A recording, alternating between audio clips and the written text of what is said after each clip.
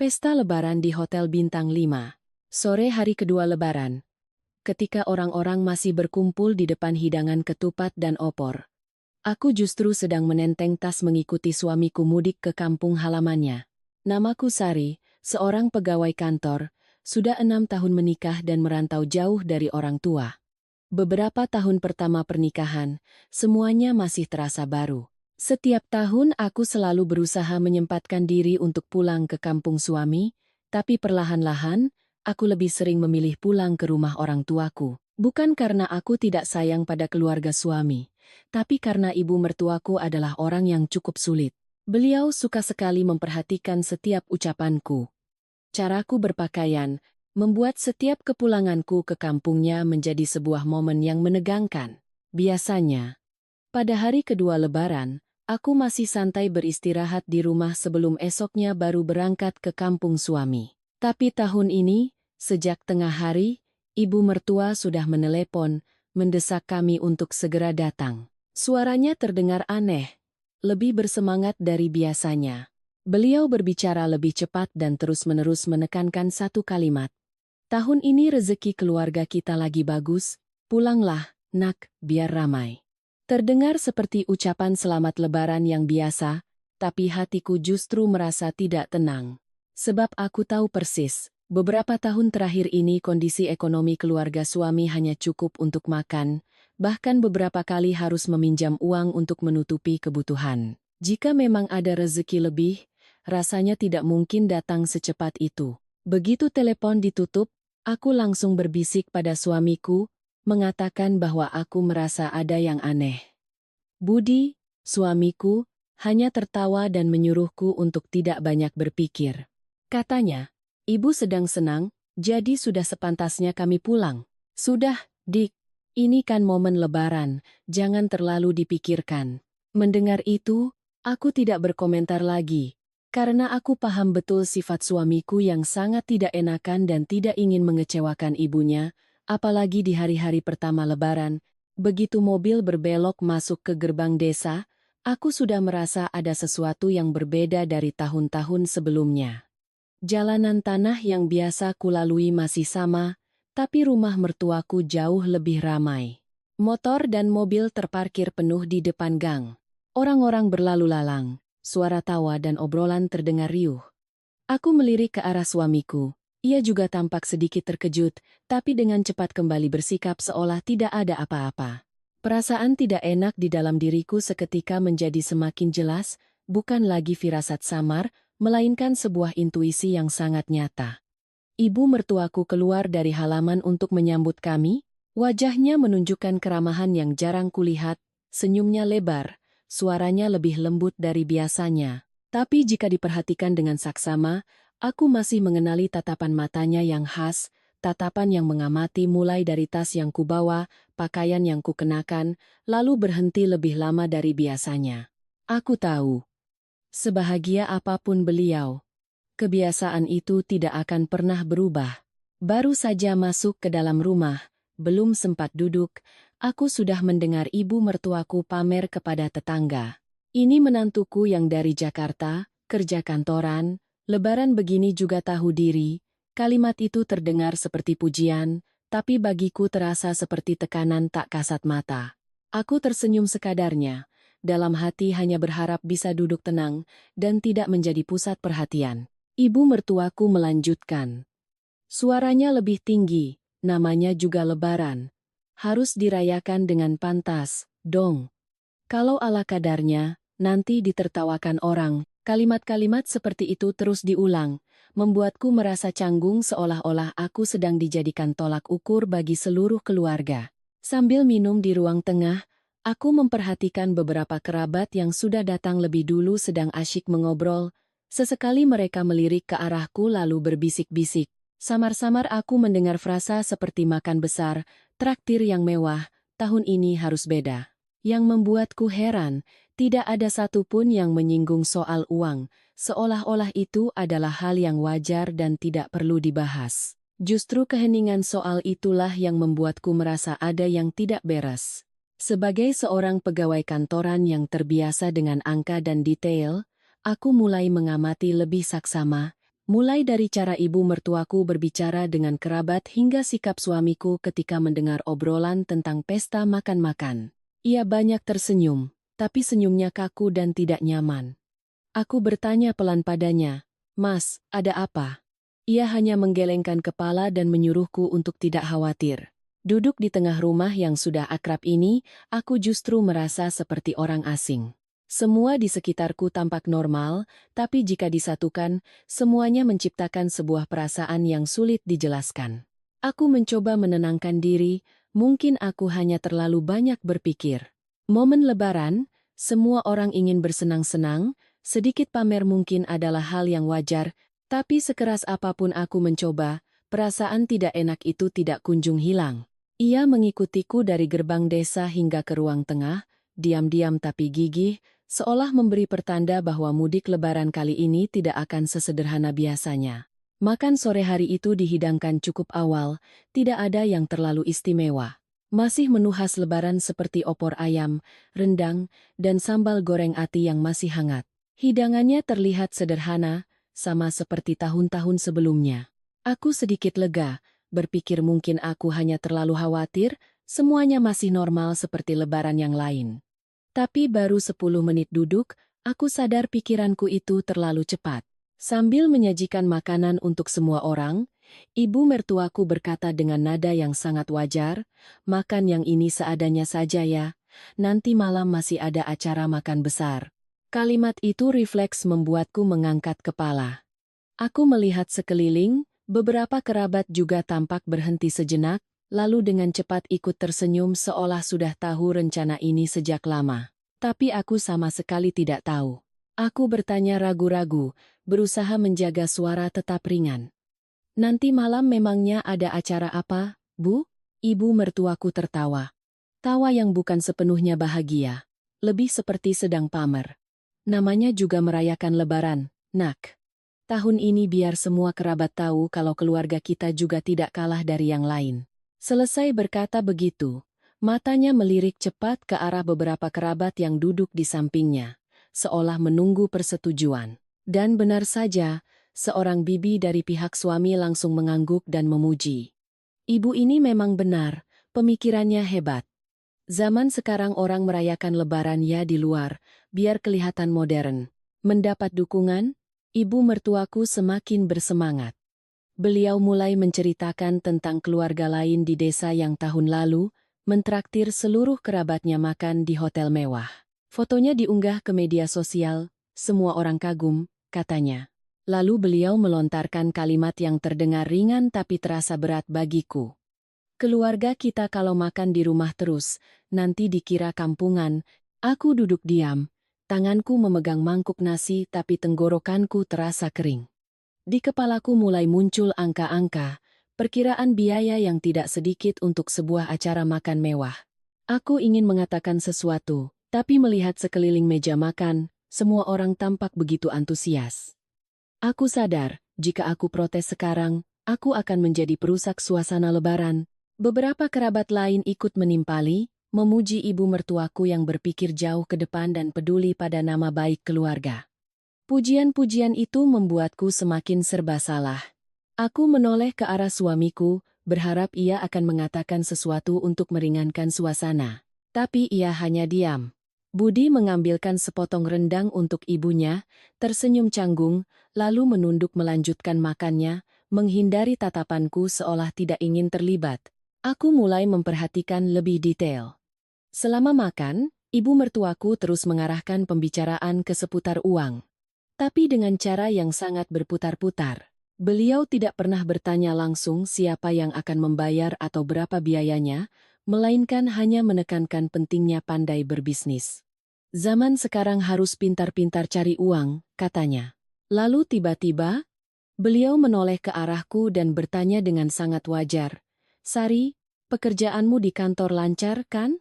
Perusahaanmu bisnisnya bagus, kan?" Pertanyaan itu terdengar seperti perhatian biasa, tapi aku merasa ada yang tidak sederhana. Aku menjawab sekenanya, mengatakan bahwa pekerjaan masih seperti biasa, akhir tahun memang selalu sibuk. Ibu mertuaku mengangguk-angguk, matanya menatapku lebih tajam. Penghasilanmu pasti stabil, ya? Aku tersenyum tipis, menjawab seadanya agar percakapan cepat selesai. Tapi di dalam hati mulai muncul perasaan tidak nyaman, seolah aku sedang diinterogasi. Aku perhatikan, setiap kali aku menjawab mengambang, ibu mertuaku hanya mengangguk, ekspresinya seolah sudah mendapatkan informasi yang ia butuhkan. Beliau tidak mendesak, tidak menunjukkan rasa ingin tahu yang berlebihan, tapi justru sikapnya yang pas itulah yang membuatku merinding. Aku merasa beliau sedang menyusun kepingan-kepingan informasi kecil sesuai dengan sebuah rencana yang belum bisa kulihat. Makan sore itu berlalu dalam suasana yang setengah gembira, setengah canggung. Semua orang tertawa dan bercerita, saling mengucapkan selamat lebaran, tapi aku sama sekali tidak bisa menikmati makananku. Aku makan dengan sangat pelan, telingaku waspada mendengarkan setiap ucapan ibu mertuaku. Dan benar seperti dugaanku, sebelum kami berdiri untuk membereskan piring, beliau melontarkan sebuah kalimat yang membuatku tertegun. Suaranya tidak keras, tapi cukup untuk didengar oleh semua orang di meja makan. Wanita yang punya pekerjaan mapan itu harus bisa diandalkan keluarga saat dibutuhkan. Kalimat itu, jika didengar sekilas, sangat umum dan penuh nasihat, tidak ada yang salah. Tapi setelah mengucapkannya, beliau tidak menatap siapapun, kecuali aku. Tatapan matanya membuatku paham bahwa kalimat itu tidak ditujukan secara umum, melainkan langsung kepadaku. Aku berhenti bergerak, tanganku yang sedang membereskan mangkuk menjadi lebih lambat. Pada saat itu, aku merasakan dengan jelas tatapan orang-orang di sekelilingku. Tidak ada yang berkomentar, tapi keheningan itu terasa lebih berat daripada 100 kata. Tiba-tiba aku mengerti, di mata ibu mertuaku, dan mungkin juga seluruh kerabat, aku bukan hanya seorang menantu, tapi juga seseorang yang secara otomatis dianggap mampu saat dibutuhkan. Aku berdiri dan membawa piring-piring kotor ke dapur, hatiku kalut. Kalimat ibu mertuaku terus terngiang di kepalaku, berulang-ulang. Aku mulai merangkai kembali semua kejadian. Dari telepon yang mendesakku pulang siang tadi, sikapnya yang luar biasa bersemangat, hingga cerita tentang makan malam mewah nanti. Semuanya seolah bukan lagi kepingan acak, melainkan mulai membentuk sebuah gambaran yang tidak bisa kuanggap remeh. Ketika aku kembali ke ruang tengah, aku melihat sekeliling. Semua orang masih tertawa seolah tidak terjadi apa-apa. Hanya aku yang merasa hatiku begitu berat.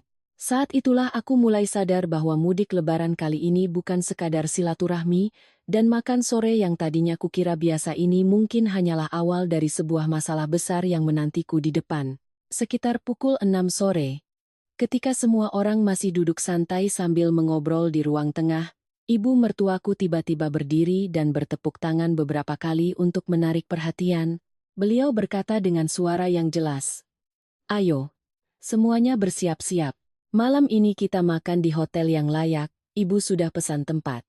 Kalimat itu diucapkan dengan tegas, bukan untuk meminta pendapat, melainkan seperti pengumuman atas keputusan yang sudah final. Aku tertegun sejenak. Hotel bintang 5 di kota kecil ini bukanlah tempat yang asing, tapi selama ini keluarga suamiku tidak pernah sekalipun makan di sana. Tahun-tahun sebelumnya, paling-paling kami hanya makan di warung sederhana dekat pasar. Suasananya hangat dan akrab. Aku melihat sekeliling, menunggu reaksi yang lain, dan ternyata sebagian besar dari mereka mengangguk, seolah sudah tahu rencana ini. Hanya aku satu-satunya yang terlihat terkejut. Dengan memberanikan diri, aku berbisik pelan tapi cukup untuk didengar ibu mertuaku. "Bagaimana kalau kita makan di rumah saja, Bu? Biar lebih hangat, lagi pula ini masih suasana lebaran, bolak-balik juga capek." Kupikir itu adalah saran yang masuk akal, tidak terlalu menentang, dan tidak akan mempermalukan siapapun. Tapi begitu aku selesai bicara, nada suara ibu mertuaku langsung berubah. Senyumnya yang tadi merekah langsung hilang. Beliau menatapku dan berkata perlahan, "Semua kerabat sudah tahu, jangan buat ibu malu." Kalimat itu seolah menjadi titik akhir bagi semua pendapat lain. Aku merasakan beberapa pasang mata dari kerabat tertuju padaku, bukan lagi tatapan ramah, melainkan tatapan menghakimi, seolah menunggu apakah aku akan berani membantah lagi. Aku tahu betul, jika saat ini aku terus menolak, aku akan dicap sebagai menantu yang tidak tahu diri di mata seluruh keluarga. Suamiku saat itu menarikku ke sudut ruangan, suaranya merendah. "Dik, sabar sedikit ya. Ini Lebaran, jangan berdebat. Nanti kalau ada apa-apa, kita bicarakan di rumah." Aku menatapnya, ingin bertanya apakah ia tahu sesuatu. Tapi tatapannya yang menghindar membuatku tidak bisa berkata-kata lagi. Aku merasa seperti didorong ke dalam situasi yang sudah jadi, tanpa ada jalan untuk mundur. Jika tidak pergi, aku akan dicap buruk, tapi jika pergi, hatiku justru sangat tidak tenang. Seluruh keluarga mulai bersiap-siap. Ibu mertuaku berjalan mondar-mandir, memerintah ini itu dengan sikap yang sangat biasa, sama sekali tidak seperti orang yang baru pertama kali akan makan di hotel mewah. Sebelum kami berangkat, beliau menoleh ke arahku dan berpesan dengan sangat detail, "Jangan lupa bawa KTP ya, Nak, pergi ke tempat mewah begitu biar aman." Aku terkejut mendengarnya. Pergi makan Lebaran biasa. Mengapa seorang menantu harus diingatkan untuk membawa KTP? Aku hendak bertanya, tapi melihat wajah seriusnya, niat itu kuurungkan. Aku diam-diam masuk ke kamar, membuka tas untuk memeriksa kembali barang-barangku. Saat itu, aku mengambil kalung peninggalan ibuku dan memakainya. Kalung itu tidak mahal, tapi itu adalah satu-satunya kenang-kenangan dari beliau. Aku hanya memakainya di acara-acara penting sebagai cara untuk menenangkan diri. Ketika kaitan kalung itu terpasang, aku menarik napas dalam-dalam, mencoba meyakinkan diri untuk tidak berpikir macam-macam, tapi hatiku tetap terasa berat. Mobil mulai berjalan. Aku duduk di baris belakang, di samping suamiku. Di depan ada ibu mertua dan beberapa kerabat. Di dalam mobil, obrolan tidak lagi seramai saat di rumah. Ibu mertuaku terus-menerus mengirim pesan dan menelepon, suaranya pelan tapi terdengar terburu-buru.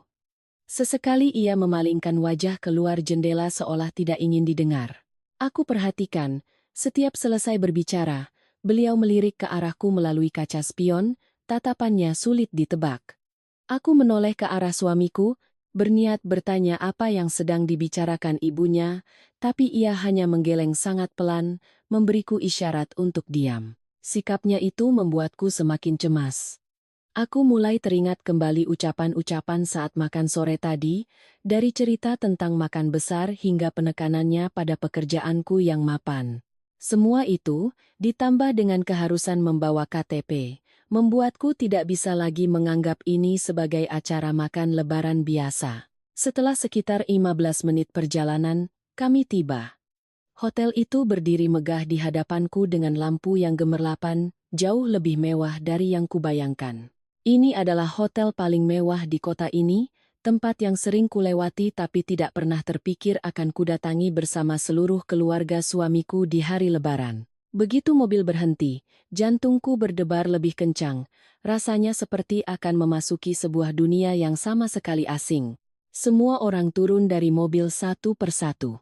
Para kerabat tampak sangat antusias, merapikan pakaian mereka, tertawa dengan suara keras. Sementara aku, saat kakiku menginjak lantai marmer yang mengilap di depan lobi hotel, hatiku diliputi perasaan yang sulit dijelaskan. Bukan ketakutan yang nyata, melainkan sebuah kewaspadaan samar, seolah aku sedang melangkah masuk ke dalam sebuah masalah, meskipun aku belum tahu apa itu. Aku berjalan paling belakang, mengikuti punggung ibu mertuaku yang memimpin rombongan masuk ke dalam. Di tengah cahaya yang gemerlap itu, tiba-tiba aku merasa begitu kecil dan tersesat. Aku menggenggam erat tali tasku. Tanganku tanpa sadar menyentuh kalung di leherku, membisikkan pada diri sendiri untuk tetap waspada. Karena aku punya firasat yang sangat kuat, keputusan untuk makan malam ini bukan hanya soal jamuan, melainkan sebuah pintu yang baru saja terbuka, membawaku masuk ke dalam serangkaian peristiwa yang dampaknya belum bisa kuduga. Begitu melangkahkan kaki ke lobi hotel, tanpa sadar aku memperlambat langkah. Pemandangan di hadapanku membuatku terpana. Langit-langit yang tinggi, lampu kristal yang berkilauan, lantai marmer yang memantulkan setiap langkah, dan aroma parfum lembut yang menguar di udara. Musik instrumental yang merdu terdengar sayup-sayup. Semuanya terasa terlalu mewah, jika dibandingkan dengan kebiasaan hidup keluarga suamiku. Aku pernah dinas keluar kota, pernah menghadiri pesta di tempat seperti ini. Tapi pergi bersama seluruh keluarga suami pada momen lebaran seperti ini adalah yang pertama kalinya, dan rasanya sama sekali tidak nyaman. Berbeda denganku, para kerabat yang berjalan di belakangku justru tampak sangat gembira. Ada yang merapikan kerah baju, ada yang menyisir rambut, ada yang mengeluarkan ponsel dan sibuk mengambil foto. Beberapa bahkan berdiri di tengah lobi, berpose sambil tertawa keras seolah takut orang lain tidak tahu mereka sedang berada di tempat mewah. Aku samar-samar mendengar celetukan seperti, "Sudah lama tidak ke tempat begini," atau "Wah, tahun ini keluarga kita naik kelas." Nih, kalimat-kalimat itu mungkin bukan untuk pamer, tapi jika digabungkan, semuanya menciptakan kesan yang aneh, seolah semua orang sedang berusaha membuktikan sesuatu. Ibu mertuaku berjalan di depan, memimpin jalan. Yang menarik perhatianku adalah sikapnya. Beliau sama sekali tidak terlihat canggung, tidak bertanya pada staf, dan tidak tampak kagok seperti orang yang baru pertama kali masuk ke hotel besar. Langkahnya sangat percaya diri, bicaranya dengan resepsionis singkat dan jelas, seolah sudah terbiasa dengan tempat ini. Aku berdiri di belakang mengamatinya. Sebuah pertanyaan sempat terlintas di benakku, tapi kemudian aku memarahi diriku sendiri karena terlalu banyak curiga. Ketika kami diantar ke ruang makan, barulah aku sadar semuanya sudah diatur.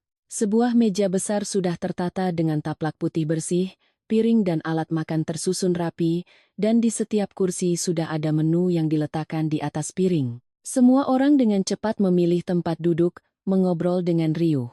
Saat aku duduk, barulah aku sadar posisiku sedikit terpencil, bukan di tengah meja, juga tidak di dekat ibu mertua. Tidak ada yang berkomentar, tidak ada yang bertanya apakah aku ingin pindah. Semuanya terjadi begitu saja, tapi justru kenormalan itulah yang membuatku merasa seperti orang luar. Aku melihat suamiku duduk terpisah satu kursi dariku, di antara kami ada seorang kerabat lain. Aku berniat memintanya untuk bertukar tempat duduk, tapi ia hanya tersenyum canggung lalu kembali mengobrol dengan orang di sebelahnya. Aku pun terdiam, mencoba meyakinkan diri bahwa mungkin aku terlalu sensitif. Pramusaji mulai berlalu lalang. Mereka bergerak dengan anggun, berbicara dengan suara pelan, sikap mereka sangat profesional. Di antara mereka, aku memperhatikan seorang gadis muda, perawakannya kecil, wajahnya ramah. Setiap kali berjalan melewati mejaku, ia selalu menatap ke arahku sedikit lebih lama. Bukan tatapan penasaran, melainkan tatapan yang seolah sedang mengamati, bercampur dengan sesuatu yang sulit diartikan. Aku beberapa kali menangkap tatapannya, tapi setiap kali aku balas menatap, ia selalu cepat-cepat memalingkan muka dan melanjutkan pekerjaannya. Perasaan itu tidak membuatku takut, melainkan terasa sangat familiar. Seolah-olah aku pernah bertemu dengannya di suatu tempat. Aku mencoba mengingat-ingat, tapi tidak berhasil. Akhirnya, aku mengabaikannya. Berpikir mungkin aku hanya terlalu tegang, sehingga semua terasa aneh. Ibu mertuaku saat itu mulai memesan makanan. Beliau memegang menu, membacanya sekilas, lalu memanggil pramusaji dan berkata dengan suara keras agar seluruh meja bisa mendengar, "Pesan yang paling enak saja semua. Hari ini keluarga saya yang traktir." Pramusaji itu mengangguk sambil mencatat tanpa bertanya lebih lanjut soal harga. Aku duduk di sana, tanganku di atas meja, jantungku berdebar lebih kencang. Aku menunduk melihat menu di hadapanku, membaca angka-angka kecil yang tercetak di samping nama makanan, dan otakku secara otomatis mulai menghitung. Satu persatu, makanan laut impor, daging sapi kualitas premium, anggur dari luar negeri. Angka di kepalaku melonjak dengan cepat, jauh melampaui perkiraanku, untuk sebuah makan malam lebaran biasa. Tenggorokanku terasa kering. Keringat dingin mulai membasahi telapak tanganku. Aku tidak berani berkata apa-apa, hanya diam-diam mendengarkan ibu mertuaku memesan lebih banyak makanan dengan suara yang penuh semangat. Aku menoleh ke arah suamiku, berharap ia akan angkat bicara atau setidaknya memberiku tatapan yang menenangkan. Tapi ia hanya tersenyum kaku, matanya menghindar, seolah tidak ingin menghadapi kekhawatiranku. Senyumnya itu tidak membuatku lebih tenang, sebaliknya, itu semakin menunjukkan bahwa ia juga sedang bingung, hanya saja ia memilih untuk diam. makanan mulai dihidangkan. Para kerabat berdecak kagum, memuji makanannya yang enak dan mewah. Suasana di meja tampak sangat meriah, tapi hatiku justru semakin berat. Aku makan tanpa bisa merasakan rasanya, pikiranku hanya berputar pada pertanyaan-pertanyaan yang belum terjawab. Mengapa ibu mertuaku memutuskan acara makan ini begitu mendadak? Mengapa beliau tampak begitu akrab dengan semuanya? Dan mengapa di tengah pesta ini aku merasa seolah-olah aku sedang perlahan-lahan dijadikan bagian dari sesuatu yang sama sekali tidak kuinginkan? Aku duduk di sana, di antara lampu yang terang benderang dan suara tawa di sekelilingku. Tiba-tiba aku menyadari satu hal dengan sangat jelas. Ini bukanlah pesta yang kuinginkan, juga bukan sesuatu yang kuharapkan. Tapi entah bagaimana, aku sedang ditarik ke pusatnya sedikit demi sedikit. Dan perasaan itu membuatku merinding. Karena aku paham, sekali kau sudah duduk di sebuah meja, ada hal-hal yang tidak semudah itu untuk ditinggalkan. Hidangan utama terus berdatangan. Satu piring baru saja diletakkan, piring lainnya sudah dihidangkan. Para pramusaji bergerak tanpa henti. Suara piring dan alat makan yang beradu pelan terdengar jelas di tengah ruangan yang tenang dan mewah. Suasana di antara kerabat suamiku menjadi semakin riuh. Ada yang bersulang, ada yang tertawa terbahak-bahak. Dari luar, ini benar-benar tampak seperti perayaan Lebaran yang meriah dan sejahtera, membuat siapapun yang melihatnya akan berpikir keluarga kami sangat harmonis dan berkecukupan. Aku ikut mengangkat gelas sekadarnya, tapi hampir tidak meminumnya. Makanan di hadapanku ditata dengan sangat indah, rasanya pasti lezat, tapi aku nyaris tidak bisa merasakannya. Sendok dan garpu kuangkat lalu kuletakkan kembali. Aku hanya makan seadanya. Sebagian besar waktuku kuhabiskan untuk mengamati. Aku mengamati cara ibu mertuaku berbicara, cara beliau tertawa, cara beliau bersulang dengan setiap orang, dan terutama, cara beliau sesekali menoleh ke arahku, memanggil namaku dengan sangat wajar. Setiap kali pembicaraan di meja beralih ke soal bisnis, uang, atau pekerjaan, ibu mertuaku dengan lihai selalu melibatkanku. Kadang beliau berkata, "Sari ini kan kerja kantoran, urusan administrasi pasti jago." Di lain waktu, beliau tertawa sambil berkata pada yang lain, "Punya menantu dengan pekerjaan mapan itu memang bikin tenang." Kalimat-kalimat itu, jika didengar sekilas, tidak ada yang aneh, bahkan terdengar seperti pujian. Tapi karena diulang berkali-kali, aku mulai merasa tidak beres. Aku sadar, ibu mertuaku tidak menyebut namaku secara acak. Beliau memilih momen yang tepat, saat pembicaraan berpusat pada uang, pengeluaran, atau tanggung jawab keluarga, untuk membawaku masuk. Dengan begitu, di mata semua orang, aku perlahan-lahan ditempatkan pada posisi yang sangat jelas, orang yang mampu dan bisa diandalkan. Aku paham perasaan ini tidak datang dari satu kalimat saja, melainkan dari cara beliau mengarahkan pembicaraan dengan sangat halus dan perlahan. Beberapa kerabat mulai ikut bercanda. Seorang paman tertawa keras sambil menoleh ke arahku. "Kalau punya menantu sepintar ini, keluarga kita tenang, ya. Tidak perlu pusing soal urusan kecil-kecil." Semua orang ikut tertawa, ada yang mengangguk setuju. Aku ikut tersenyum sekenanya, sebuah senyum refleks. Karena jika tidak tersenyum, aku akan dianggap tidak sopan. Tapi senyum itu sama sekali tidak sampai ke mataku. Di dalam hatiku, perasaan dingin mulai menjalar, pelan tapi pasti. Aku mulai merasa bukan lagi sekadar tamu di pesta ini. Aku seperti bagian dari sebuah skenario yang sedang dibangun, meskipun belum ada yang mengatakannya secara langsung. Semakin kupikirkan, aku semakin tidak nyaman, tapi aku tidak tahu bagaimana harus bereaksi. Jika aku protes, belum ada hal konkret yang bisa kupersoalkan. Tapi jika aku diam, perasaan cemas ini semakin menjadi-jadi. Tepat saat itu, pramusaji muda yang kuperhatikan sejak awal kembali berjalan melewati mejaku. Ia membawa nampan berisi hidangan baru, langkahnya sangat ringan. Ketika meletakkan piring di hadapanku, gerakannya sangat perlahan, lebih hati-hati dari biasanya. Aku mengangkat kepala dan tatapan kami bertemu. Kali ini tatapannya tidak lagi hanya terasa familiar, tapi juga ada sedikit raut khawatir. Ia tidak berkata apa-apa, hanya meletakkan piring dengan sangat pelan lalu mundur. Tapi dalam momen yang sangat singkat itu, aku merasakan ada yang aneh. Itu bukan tatapan penasaran seorang pramusaji, melainkan tatapan yang seolah ingin memperingatkanku tentang sesuatu, tapi belum bisa mengatakannya. Aku mengamati punggungnya saat ia berbalik, hatiku diliputi perasaan samar yang masih belum bisa kujelaskan. Aku kembali mengedarkan pandangan ke sekeliling meja. Suasana masih meriah, tapi jika kulihat lebih teliti, beberapa kerabat sedang berbisik-bisik. Mereka berbicara sangat pelan, tapi mata mereka terus melirik ke arahku.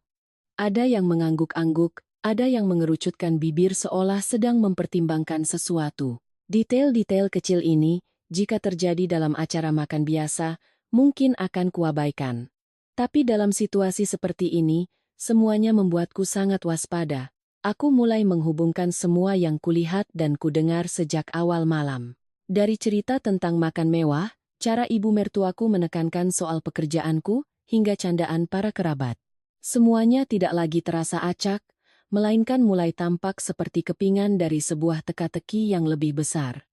Aku belum tahu apa rencana mereka, tapi aku paham satu hal. Pesta ini mungkin bukan sekadar jamuan makan. Aku menoleh ke arah suamiku, berniat menanyakan sesuatu dengan jelas. Tapi saat melihatnya sedang tertawa bersama orang di sebelahnya, dengan wajah yang sengaja menghindari tatapanku, niat itu kurungkan. Aku tidak ingin membuat keributan di tengah pesta, tidak ingin menjadi orang yang merusak suasana lebaran. Tapi justru keheningan itulah yang membuatku merasa semakin terpojok. Aku duduk di sana, di tengah tawa dan lampu yang terang, tapi hatiku merasa lebih kesepian dari sebelumnya. Aku mulai bertanya-tanya, di antara semua orang di pesta ini, apakah hanya aku satu-satunya yang tidak tahu apa yang akan terjadi? Dan jika memang begitu, apakah harga dari ketidaktahuan ini akan terlalu mahal bagiku? Efek alkohol mulai terasa. Suara tawa di meja menjadi lebih keras, obrolan pun semakin lepas, tidak lagi dijaga seperti di awal. Aku duduk diam, merasakan dengan jelas perubahan suasana itu. Ketika orang mulai banyak minum, hal-hal yang tadinya hanya ada di pikiran akan lebih mudah keluar tanpa pertimbangan. Seorang paman dari pihak suami, wajahnya sudah memerah karena minuman, tertawa terbahak-bahak lalu menoleh ke arahku. Suaranya terdengar setengah bercanda. Menantu yang kerja kantoran pasti urusan administrasi sudah biasa, ya? Tanda tangan ini itu mah urusan kecil, kan? Seluruh meja tertawa serentak. Aku ikut tersenyum sekadarnya. Tapi senyum itu cepat sekali pudar, karena aku paham kalimat itu sama sekali tidak dilontarkan secara kebetulan. Kalimat itu keluar di saat yang tepat, seolah sudah dipersiapkan. Aku menjawab sekenanya, berusaha menjaga suara tetap ringan. Hanya pekerjaan kantor biasa saja, Paman. Aku berkata begitu, tapi hatiku sudah mulai waspada. Aku sadar, sejak awal, pembicaraan ini perlahan-lahan digiring ke satu arah yang sangat spesifik, seputar dokumen, uang, dan orang yang bisa diandalkan untuk mengurusnya. Belum sempat suasana kembali tenang, ibu mertuaku langsung menimpali dengan sangat wajar, seolah sedang membantuku. Sari ini kan akuntan Paman. Angka-angka begitu sudah di luar kepala. Kalimat itu membuatku terkejut. Aku tidak pernah menjelaskan secara detail pekerjaanku pada kerabat suami, apalagi pamer. Tapi sekarang, ibu mertuaku mengatakannya dengan begitu jelas dan tegas, seolah itu adalah fakta yang sudah diketahui semua orang. Aku menoleh ke arahnya, berniat untuk mengoreksi. Tapi begitu melihat tatapannya, aku terdiam. Tatapan itu bukan tatapan iseng orang yang sedang bergurau di pesta, melainkan tatapan yang penuh pertimbangan. Tiba-tiba aku mengerti, ibu mertuaku tidak salah bicara, juga tidak sedang bercanda. Beliau sengaja menempatkanku pada posisi tertentu di hadapan seluruh keluarga. Suamiku yang duduk di dekatku memegang gelasnya, tapi matanya menghindari tatapanku. Ia bersulang dengan orang di sebelahnya. Tersenyum kaku. Tapi aku melihat dengan jelas kegugupannya. Jika ia benar-benar tidak tahu apa-apa, ia tidak akan menghindariku seperti itu. Sikapnya itu membuatku merinding, karena memunculkan sebuah pemikiran yang sangat tidak menyenangkan. Mungkin ia sudah tahu, atau setidaknya pernah mendengar, tapi memilih untuk diam. Orang lain ikut menimpali, suaranya lebih bersemangat karena efek minuman. Wah, kalau punya menantu sehebat ini, nanti kalau keluarga ada urusan besar jadi tidak perlu khawatir. Kalimat itu terdengar seperti pujian, tapi bagiku, rasanya seperti sebuah bingkai tak kasat mata yang baru saja dipasang di sekelilingku. Di dalam bingkai itu, aku bukan lagi seorang menantu yang sedang merayakan Lebaran bersama keluarga, melainkan sebuah sumber daya yang siap diandalkan saat dibutuhkan. Semua orang tertawa mendengar kalimat itu. Ada yang mengangguk-angguk, ada yang menambahkan beberapa komentar tak penting. Aku ikut tersenyum, tapi kepalaku saat itu sudah mulai tegang. Aku merasa dengan sangat jelas bahwa aku sedang dipaksa masuk ke dalam sebuah peran yang sama sekali tidak kusetujui. Dan yang paling menakutkan adalah, peran itu dibentuk dengan cara yang sangat wajar dan masuk akal, sehingga jika aku bereaksi, aku akan dianggap berlebihan. Aku mulai memperhatikan setiap kata dan tatapan dengan lebih saksama. Ibu mertuaku tidak langsung berkata apa-apa lagi, tapi sesekali beliau melirik ke arahku, seolah memastikan bahwa apa yang baru saja dibicarakan sudah dicatat oleh semua orang. Aku paham. Beliau sedang membangun sebuah kesepakatan diam-diam. Agar pada saatnya nanti, semua orang akan menganggap wajar jika aku yang diminta turun tangan. Di tengah lamunanku, pramusaji muda yang kuperhatikan sejak awal berjalan melewati meja, ia membawa nampan berisi minuman. Entah bagaimana, saat mendekati tempat dudukku, ia sedikit tersandung kaki meja, dan serbet di tangannya jatuh ke lantai tepat di sebelah kursiku. Suaranya sangat pelan, tapi cukup untuk menarik perhatianku. Ia membungkuk untuk mengambil serbet itu dengan sangat perlahan. Pada saat itu, matanya sekilas menatap ke arahku, tatapan yang sangat cepat. Hanya sedetik, lalu ia kembali berdiri seolah tidak terjadi apa-apa.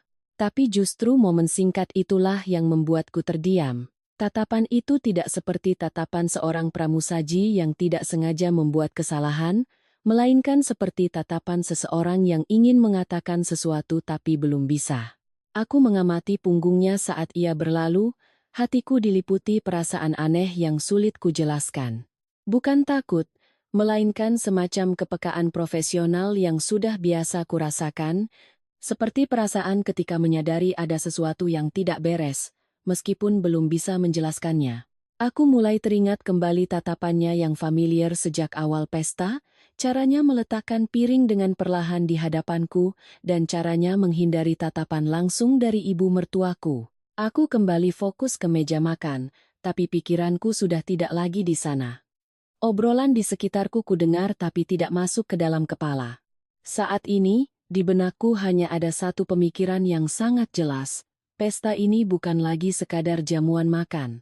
Candaan yang baru saja dilontarkan bukanlah celetukan karena mabuk, melainkan jarum-jarum kecil yang ditusukkan sedikit demi sedikit untuk menguji reaksiku. Aku mengepalkan tangan di bawah meja, menarik napas dalam-dalam. Aku belum tahu apa yang akan terjadi selanjutnya, juga belum jelas apa rencana mereka. Tapi aku paham satu hal, mulai saat ini, aku tidak bisa lagi terus duduk di sini dengan sikap sebagai tamu yang hanya datang untuk merayakan Lebaran. Karena aku sudah mulai melihat dengan jelas bahwa pesta ini hanyalah babak pembuka dari sebuah masalah yang lebih besar. Dan jika aku tidak waspada, kemungkinan besar akulah yang harus membayar harganya. Hidangan penutup baru saja disajikan. Buah-buahan yang dipotong indah dan kue-kue manis yang ditata rapi di tengah meja. Suasana seolah sudah mencapai bagian paling santai dari sebuah pesta. Semua orang mulai bersandar di kursi, mengobrol lebih riuh. Beberapa bahkan tertawa sambil berkata bahwa jamuan ini benar-benar standar Lebaran mewah. Baru saja aku memegang sendok, ibu mertuaku memanggil namaku, suaranya tidak keras, tapi sangat tegas. "Sari, ikut ibu sebentar ke lobi. Ada urusan kecil." Seluruh meja sempat hening sejenak, lalu kembali ramai seolah tidak terjadi apa-apa. Aku meletakkan sendokku dan berdiri mengikutinya. Di kepalaku saat itu bukan lagi firasat samar, melainkan kesiapan mental yang jelas untuk menghadapi sesuatu yang tidak baik. Aku tahu, jika tidak ada urusan penting, Ibu mertuaku tidak akan memilih waktu yang tepat seperti ini untuk memanggilku keluar secara pribadi.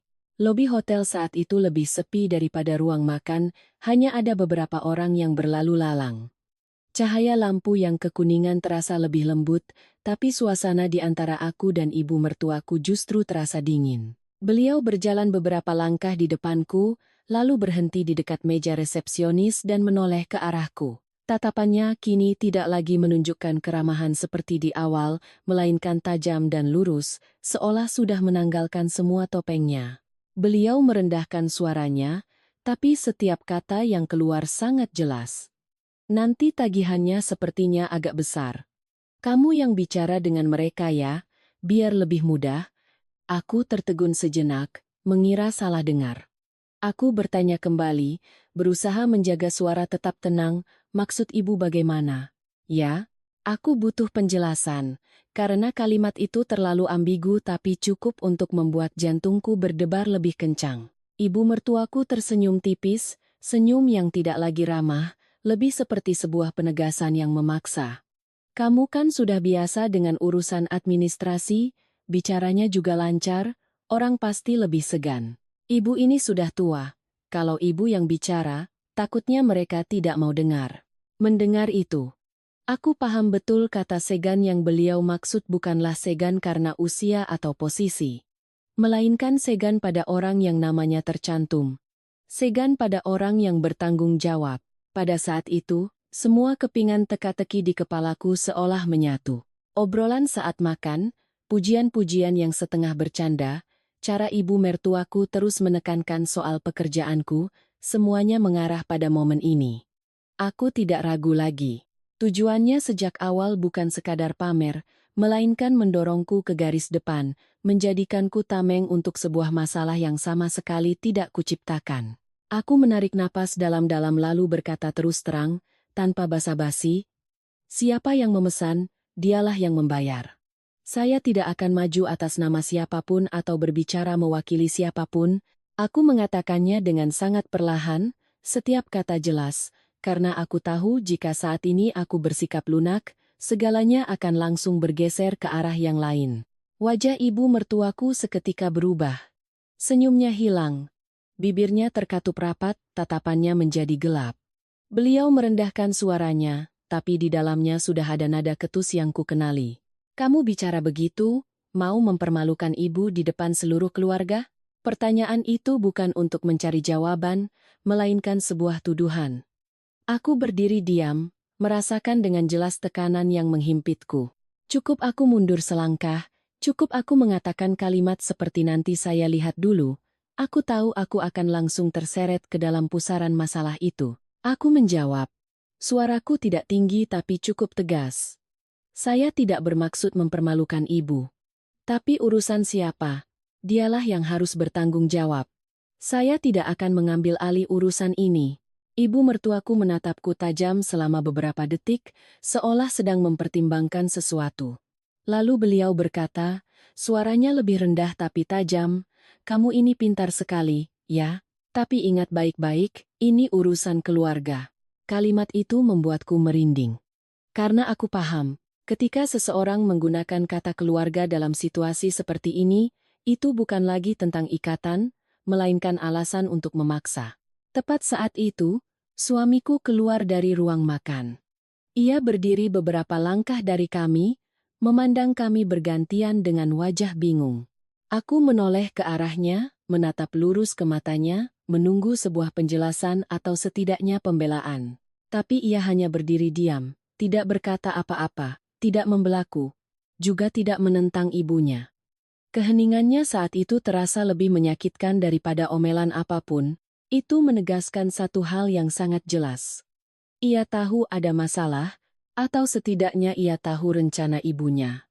Tapi ia memilih untuk tidak ikut campur. Pada saat itu, aku sadar aku benar-benar sendirian. Ibu mertuaku berbalik dan berkata dengan dingin. Sudah, ayo masuk lagi. Urusan ini nanti saja dibicarakan. Beliau berkata, seolah-olah apa yang baru saja terjadi hanyalah obrolan kecil yang tidak penting. Aku mengikutinya kembali ke ruang makan. Langkahku terasa berat.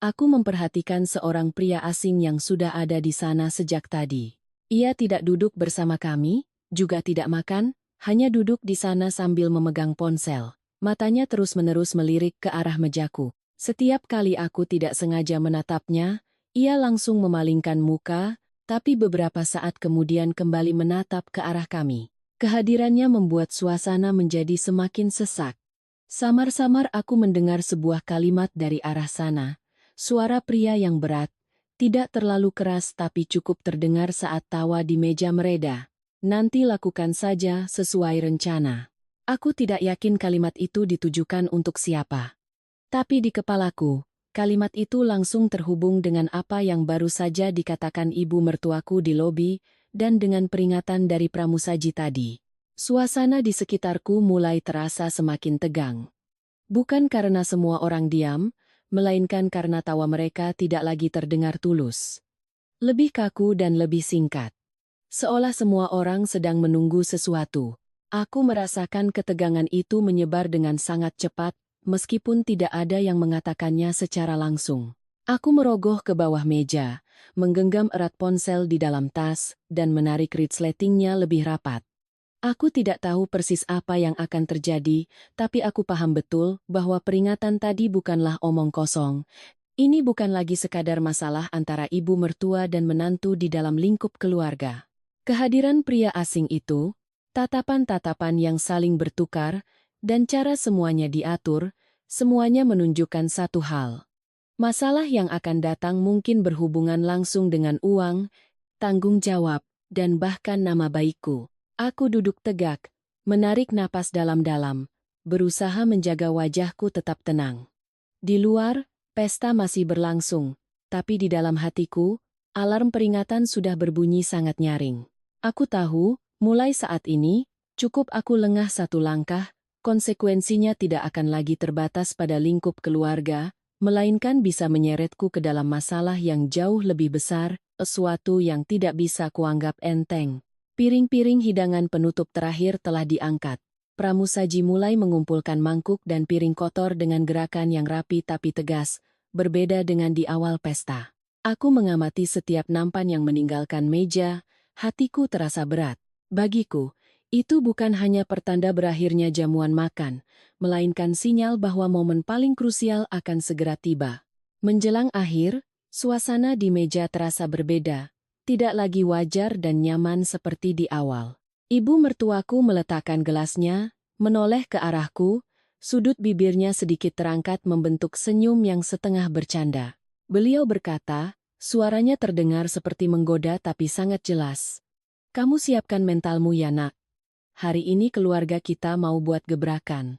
Kalimat itu membuat jantungku berdebar kencang. Aku paham. Gebrakan yang beliau maksud bukan hanya sekadar makan mewah, melainkan sesuatu yang sudah diperhitungkan sejak awal. Belum sempat aku bereaksi, seorang kerabat yang duduk di seberangku tertawa menimpali, suaranya penuh makna. Tenang saja, kan ada Sari yang urus.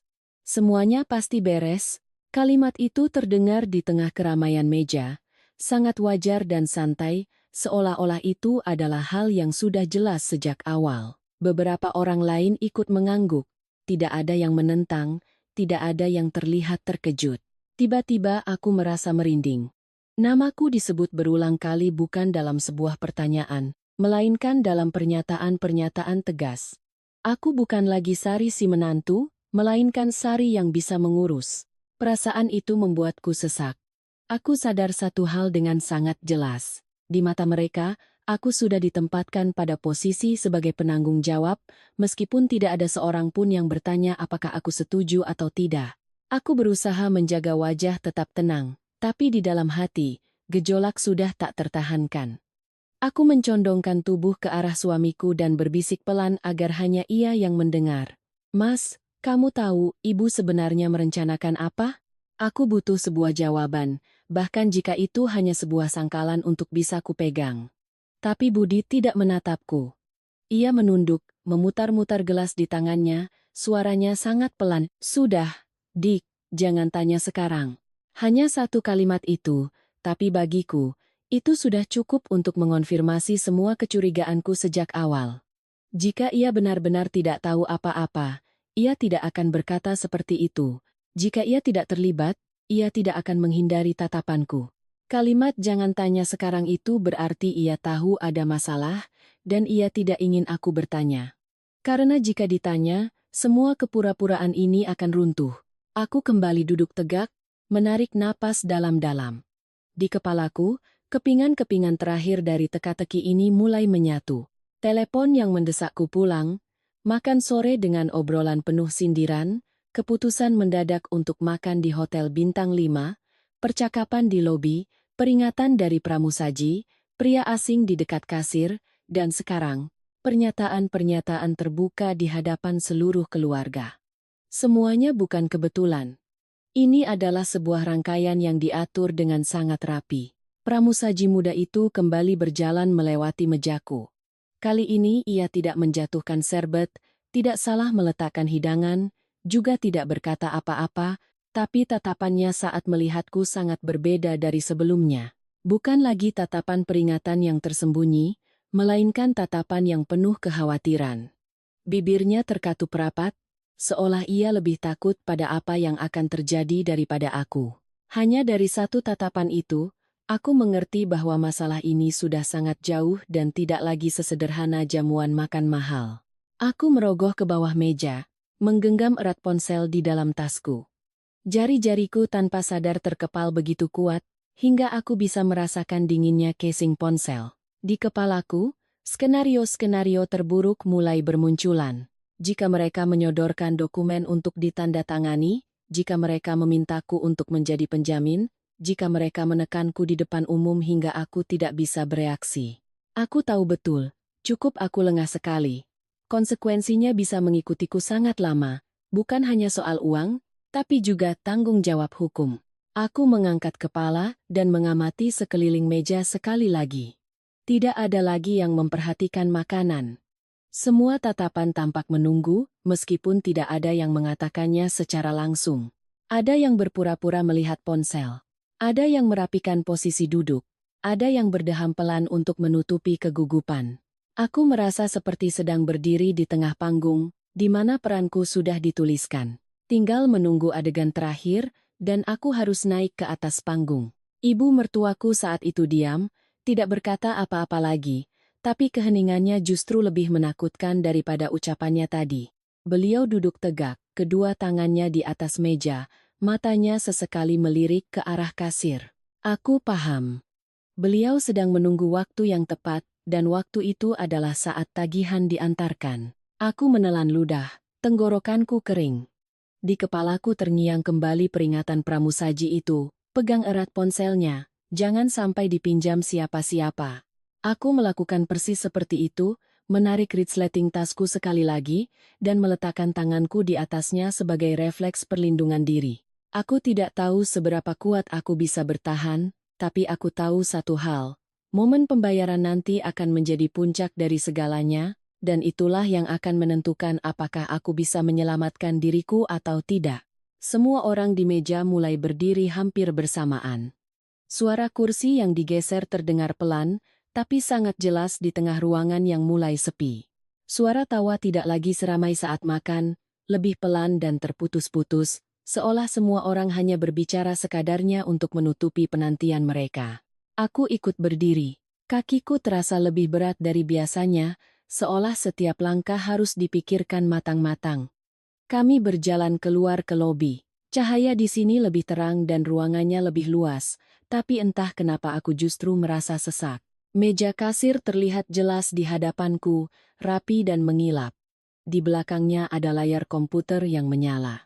Staf kasir sudah berdiri siap, tangannya di atas keyboard, menatap ke arah rombongan kami dengan sikap yang sangat profesional. Aku sadar, momen yang kukhawatirkan sejak awal akhirnya tiba. Ibu mertuaku memperlambat langkahnya lalu sengaja berdiri sangat dekat denganku.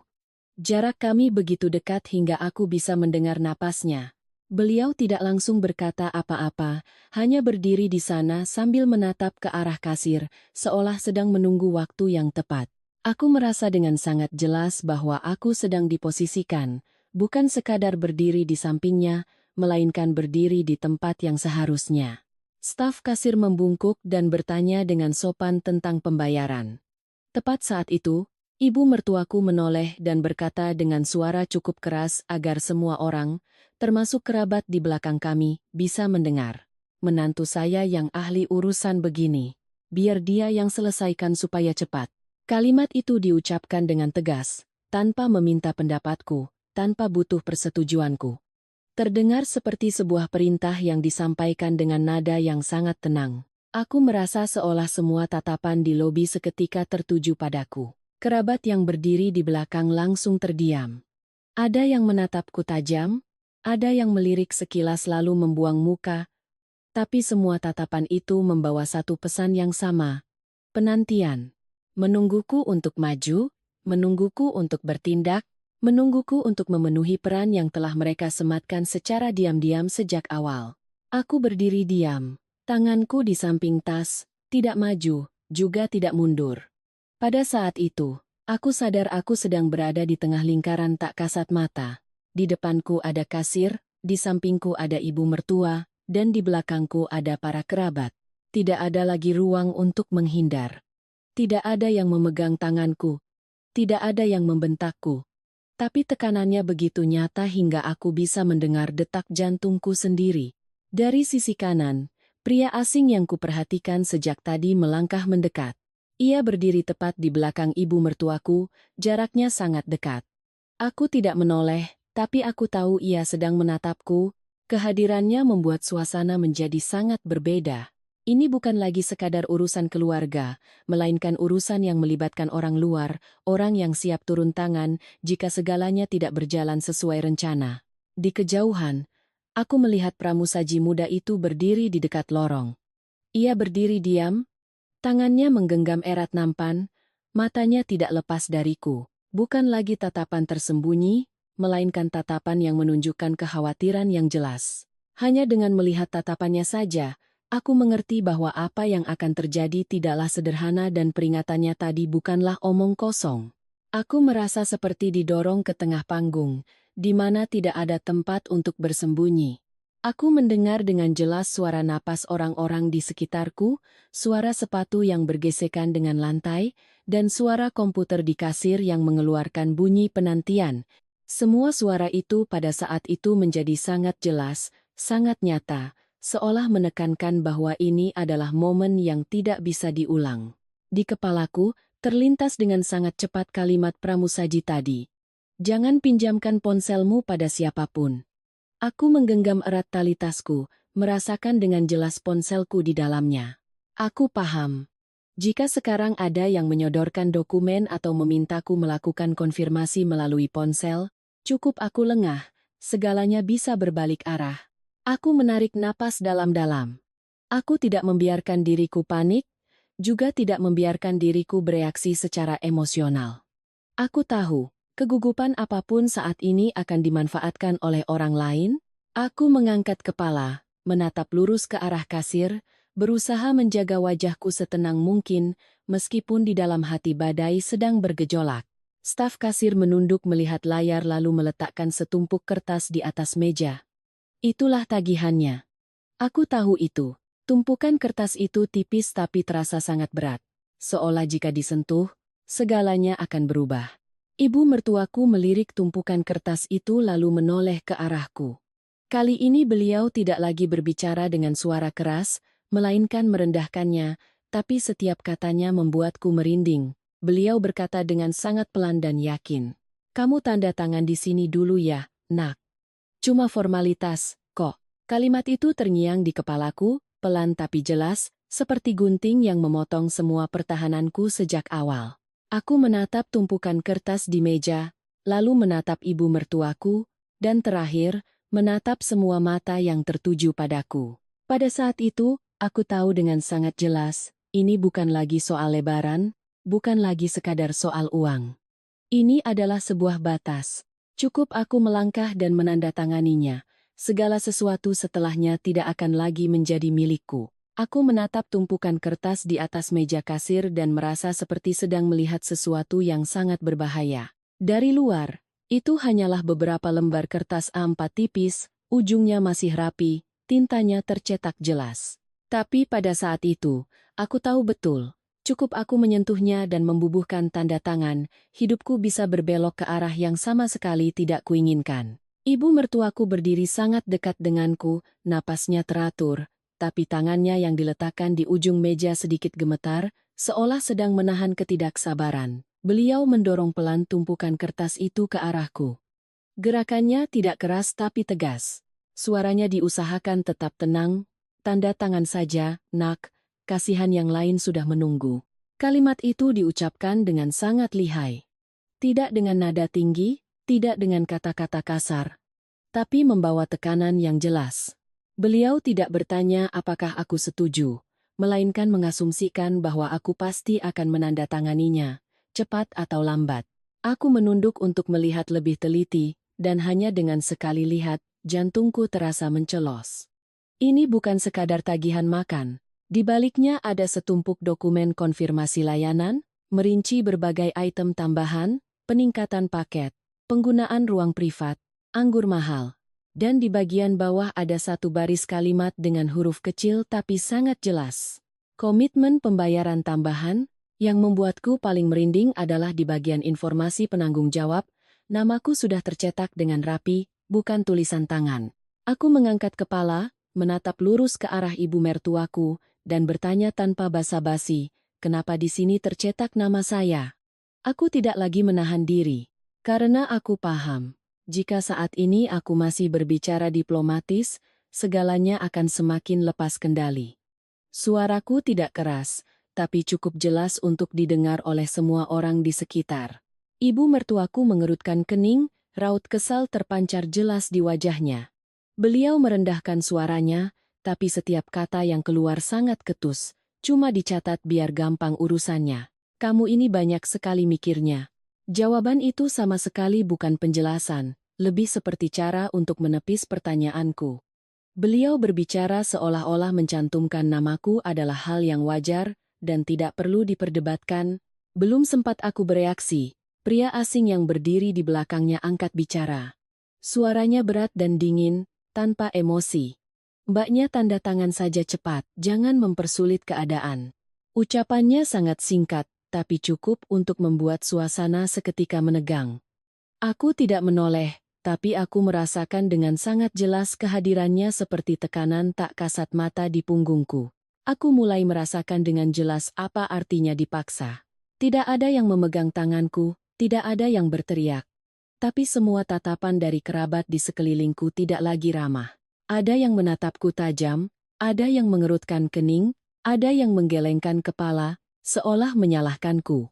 Pada saat itu, aku mengerti bahwa jika aku menandatanganinya, mereka akan menganggapnya wajar. Tapi jika tidak, aku akan menjadi perusak acara, orang yang tidak memikirkan keluarga. Aku menoleh ke arah suamiku, kali ini tidak lagi berbisik. Aku bertanya terus terang, setiap kata seolah menghantam keheningan. Mas, tolong jelaskan, ini sebenarnya ada apa? Aku butuh ia bicara, walau hanya satu kalimat, untuk menegaskan bahwa bukan hanya aku yang melihat keanehan ini. Suamiku menunduk. Ia tidak menatapku, juga tidak menatap ibunya, melainkan menatap lantai marmer yang mengilap di bawah kakinya. Suaranya terbata-bata, begitu pelan hingga jika tidak berdiri di dekatnya, aku tidak akan mendengarnya. Ibu bilang, cuma pinjam nama sebentar. Begitu kalimat itu selesai diucapkan, aku merasa seolah ada sesuatu yang runtuh di dalam hatiku. Cuma pinjam nama, 3 kata itu seperti tusukan terakhir. Itu mengonfirmasi semua kecurigaan dan firasatku sejak awal. Ini bukan lagi dugaan, melainkan kenyataan yang telanjang. Aku telah direncanakan sejak awal, ditempatkan di posisi yang tepat, agar pada saat ini akulah yang menjadi penanggung jawab. Aku menatap suamiku, bukan lagi dengan amarah, melainkan dengan perasaan dingin yang aneh. Aku paham, entah ia tahu detailnya atau tidak, ia telah membiarkan ini terjadi, keheningannya sepanjang malam, dan kalimatnya barusan adalah jawaban yang paling jelas. Aku kembali menatap tumpukan kertas di meja, lalu dengan perlahan mendorongnya kembali ke arah ibu mertuaku. Gerakanku pelan tapi sangat tegas. Aku berkata dengan suara yang jelas, tidak tinggi, tidak rendah. Setiap kata seolah terukir. Saya tidak akan tanda tangan. Ini bukan formalitas. Kalimat itu bergema di lobi hotel. Tidak keras, tapi cukup untuk didengar oleh semua orang di sekitar. Ibu mertuaku tertegun sejenak, lalu wajahnya memerah karena marah. Beliau hendak mengatakan sesuatu, tapi aku tidak memberinya kesempatan. Aku menatap lurus ke matanya dan melanjutkan, suaraku tetap tenang. Siapa yang memesan layanan, dialah yang bertanggung jawab. Saya tidak melakukan konfirmasi, tidak menggunakan, dan tidak akan menjadi penjamin bagi siapapun. Udara di lobi seolah membeku. Staf kasir di depan kami tampak bingung, matanya berpindah-pindah antara aku dan ibu mertuaku. Pria asing di belakang tidak berkata apa-apa lagi, tapi aku bisa merasakan kekesalannya. Para kerabat di belakang mulai berbisik-bisik, tidak lagi bisa mempertahankan sikap santai mereka. Pada saat itu, aku tahu betul aku baru saja melewati sebuah batas. Aku tahu setelah kalimat ini, segalanya tidak akan bisa kembali seperti semula. Tapi aku juga tahu, jika aku tidak melakukannya, harga yang harus kubayar akan jauh lebih besar. Dan apapun yang akan terjadi di depan, lebih baik aku menghadapinya daripada menandatangani dokumen yang bisa mengikatku selama bertahun-tahun. Begitu mendengar aku menolak menandatangani, sikap ibu mertuaku berubah total. Jika tadi beliau masih mencoba berbicara dengan nada lembut untuk memaksaku, kini semua topengnya telah terlepas. Beliau berbalik menghadap ke lobi dan berteriak, suaranya yang melengking bergema di tengah keheningan. Dasar menantu pelit. Bikin malu seluruh keluarga. Kalimat itu bukan lagi teguran pribadi, melainkan serangan langsung terhadap harga diriku, diucapkan agar semua orang bisa mendengar. Seketika, beberapa kerabat di belakang mulai ikut riuh, ada yang menimpali dengan cepat, cuma makan-makan saja pakai perhitungan. Yang lain menggelengkan kepala sambil melontarkan kalimat yang lebih menyakitkan, sudah ikut makan enak, giliran bayar malah bikin ulah. Mau ditaruh di mana muka kita? Kata-kata itu tidak mempertanyakan benar atau salah, tujuannya hanya satu. Menciptakan tekanan publik di tempat ramai, memaksaku untuk tunduk karena malu. Aku berdiri diam, jantungku berdebar kencang tapi pikiranku sangat jernih. Aku tahu betul, ini adalah momen di mana mereka ingin menggunakan massa untuk menekanku. Jika aku panik, jika aku bereaksi emosional, aku akan jatuh tepat ke dalam jebakan yang telah mereka siapkan. Aku tidak langsung menjawab, hanya menatap lurus ke arah kasir, berusaha agar suaraku tidak bergetar. Tepat saat itu, pria asing yang berdiri di belakang ibu mertuaku melangkah maju. Ia mengeluarkan ponselnya, menyalakan layarnya, dan mengarahkannya padaku seolah memberi peringatan. Suaranya berat dan dingin. Tidak perlu meninggi tapi cukup untuk menekan. Mbak sudah menggunakan layanan di sini. Kalau sekarang menolak tanda tangan, urusannya tidak akan selesai. Ucapannya singkat, tapi tatapannya tidak. Tatapannya penuh dengan ancaman, jenis ancaman yang biasa digunakan oleh orang yang merasa di atas angin. Aku melirik ponsel di tangannya, lalu kembali menatap tumpukan kertas di meja. Di kepalaku, terlintas dengan cepat semua yang telah kuamati sejak awal. Aku tahu, jika saat ini aku goyah, sedikit saja, mereka akan punya alasan untuk menjadikanku penanggung jawab. Aku menarik napas dalam-dalam lalu berkata, suaraku pelan tapi setiap katanya jelas. Saya tidak memesan, tidak melakukan konfirmasi, dan tidak menerima layanan. Siapa yang memesan, dialah yang bertanggung jawab. Kalimatku bergema di lobi. Tidak dengan suara keras, tapi cukup jelas untuk didengar oleh orang-orang di sekitar. Aku tidak menatap ibu mertuaku atau pria asing itu, melainkan menatap lurus ke arah staf kasir, seolah sedang menegaskan sebuah fakta. Staf kasir itu kini terlihat sangat bingung. Ia menatap tumpukan kertas, lalu menatapku, lalu kembali menatap ibu mertuaku. Keraguannya terlihat jelas. Kasir itu kemudian menoleh untuk memanggil manajer. Hanya dengan satu tindakan itu, suasana di lobi berubah. Masalah ini tidak lagi berada dalam lingkup urusan keluarga, melainkan sudah masuk ke ranah pekerjaan pihak hotel. Manajer datang dengan cepat. Posturnya tinggi, mengenakan setelan jas yang rapi, suaranya tenang tapi serius. Ia bertanya singkat, ada masalah apa dengan pembayarannya? Ibu mertuaku buru-buru menjawab lebih dulu, suaranya terdengar gugup, tidak lagi selancar tadi. Beliau mengatakan ini hanya kesalahpahaman kecil, bahwa menantunya berlebihan, bahwa keluarga sedang merayakan Lebaran. Tapi semakin banyak beliau bicara, semakin kalimatnya tidak beraturan. Ketika manajer bertanya siapa yang memesan meja, jawabannya berbelit-belit. Ketika ditanya siapa yang mengonfirmasi peningkatan paket layanan, beliau bilang mungkin resepsionis salah catat. Manajer tidak berdebat. Ia hanya meminta staf untuk memeriksa ulang riwayat pemesanan di sistem. Siapa yang mengonfirmasi? Siapa yang menjadi kontak awal? Ia berkata dengan sangat jelas, tanpa memihak, kami akan bertindak berdasarkan data, bukan asumsi. Mendengar kalimat itu, hatiku sedikit lega. Setidaknya, masalah ini telah ditarik ke jalur yang benar. Ibu mertuaku mulai kehilangan ketenangannya. Bicaranya semakin cepat, suaranya semakin tinggi, tidak lagi bisa mempertahankan kepercayaan dirinya. Beliau menyalahkanku karena tidak memikirkan keluarga, menyalahkanku karena memperbesar masalah di hari Lebaran. Tapi semakin banyak beliau bicara, semakin terlihat kepanikannya. Aku berdiri diam tanpa membalas setiap ucapannya, karena aku tahu, saat ini kata-kataku tidak lebih penting daripada fakta yang ada di sistem. Sementara itu, aku melihat pramusaji muda yang sejak tadi berdiri di kejauhan.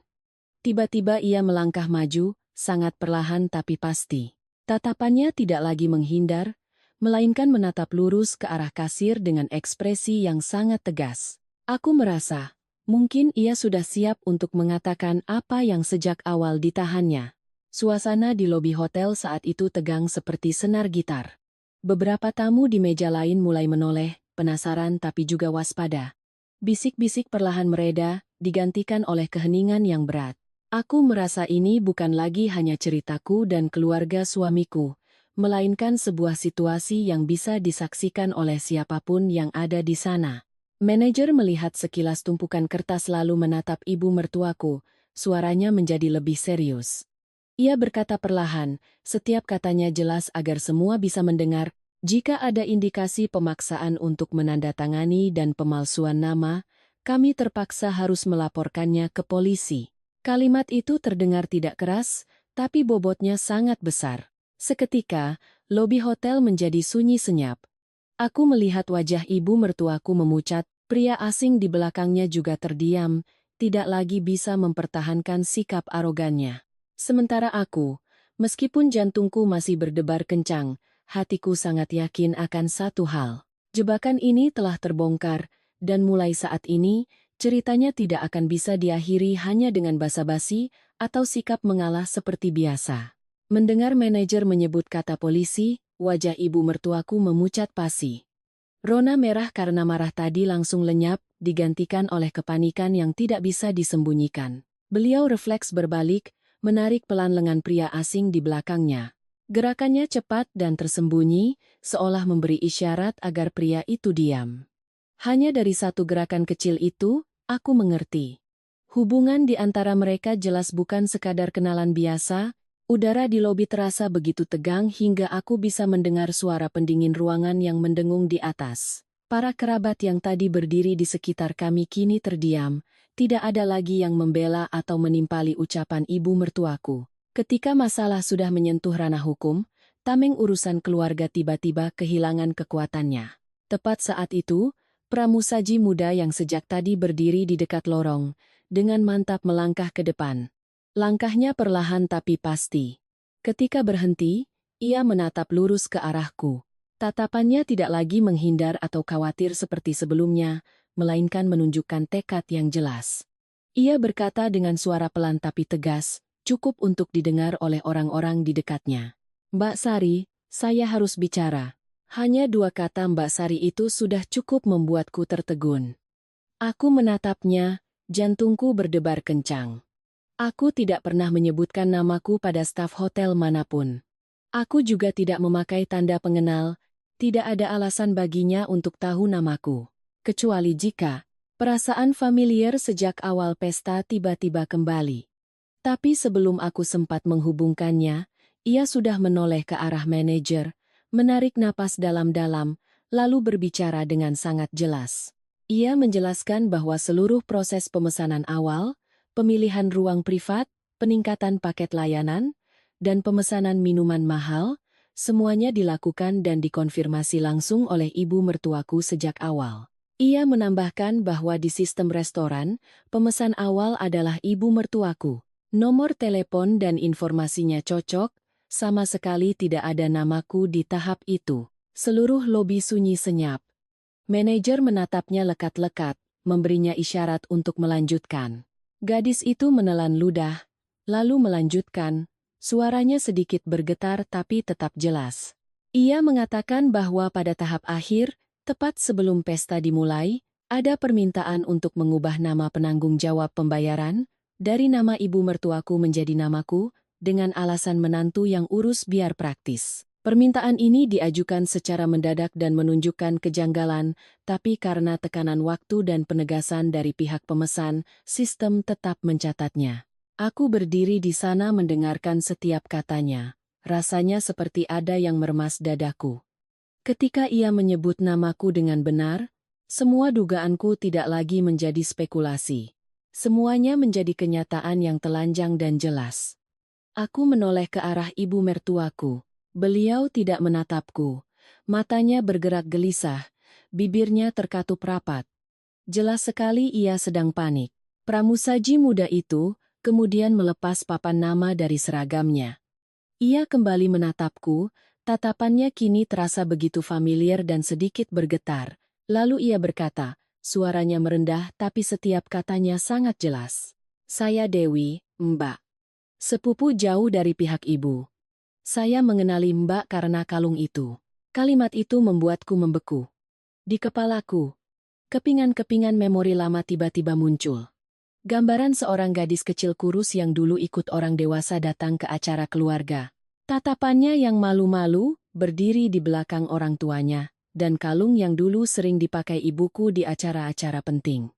Aku menunduk menatap kalung di leherku, tanganku sedikit gemetar. Semuanya tiba-tiba menyatu dengan cara yang menyakitkan. Tatapan familiar sejak awal pesta, caranya meletakkan piring dengan perlahan, peringatannya untuk menjaga ponsel. Semuanya bukan kebetulan. Itu adalah kehati-hatian seseorang yang menyadari kerabatnya sedang dalam bahaya, tapi belum berani bersuara sampai tidak ada pilihan lain. Dewi kembali menghadap manajer dan melanjutkan penjelasannya. Ia mengatakan bahwa selama proses kerja, ia melihat ada indikasi hubungan yang tidak wajar antara ibu mertuaku dan pria asing itu. Pria itu pernah muncul beberapa kali bersama ibu mertuaku dalam pertemuan sebelumnya. Pembicaraan mereka sangat tertutup, dan sepertinya terkait dengan utang atau layanan yang belum terbayar. Dan pesta malam ini sangat mungkin digunakan untuk melegalkan utang tersebut dengan cara melimpahkan tanggung jawabnya kepadaku. Penjelasan itu seperti bom yang meledak di lobi hotel. Manajer tidak ragu lagi. Ia langsung menoleh dan meminta staf untuk menghubungi polisi, sekaligus meminta agar semua bukti, baik dokumen maupun data sistem, diamankan. Semuanya terjadi begitu cepat dan tegas, tidak ada lagi ruang untuk basa-basi. Ibu mertuaku saat itu benar-benar panik. Beliau berbalik ke arahku. Tatapannya campur aduk antara marah dan takut.